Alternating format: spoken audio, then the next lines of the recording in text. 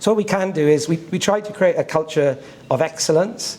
So a culture where people are trying hard, working hard and are competent.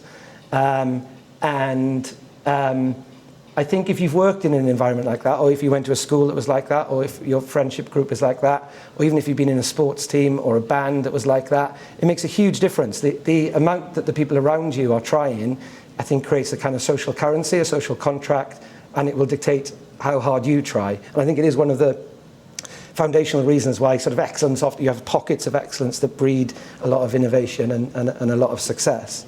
So we try and create a culture of excellence. Knowing someone that's gone before you is very important. We introduce founders to people that have done something similar to what they're trying to achieve.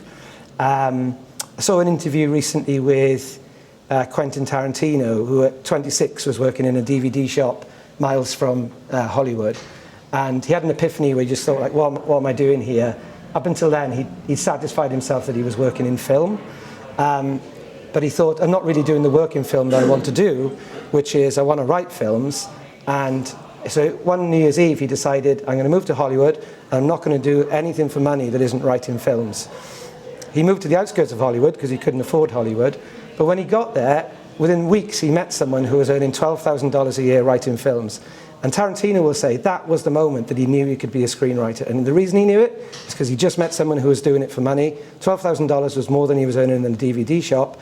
And now he knows someone who is doing it, and he thinks, well, I'm not that much different from that person. So I think like seeing someone who's gone before you is extremely important.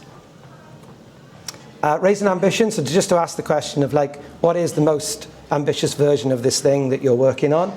And let's shoot for that. You know, don't look for a result that's good enough for you.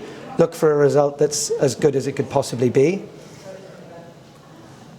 And then finally, by introducing people to people within the network, then obviously if there's a fundraising event, then they're in a kind of better position to be able to raise money.